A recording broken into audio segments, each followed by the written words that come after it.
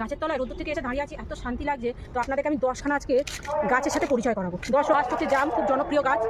চলো নেক্সট গাছ হচ্ছে, এটা হচ্ছে শিরিষ গাছ, খুব জনপ্রিয় গাছ, খুব কস্টলি গাছ শিরিষ গাছ। গাছ হচ্ছে টিগেলিয়া, দেখো টিগেলিয়া, খুব সুন্দর ঠান্ডা ছাওয়া।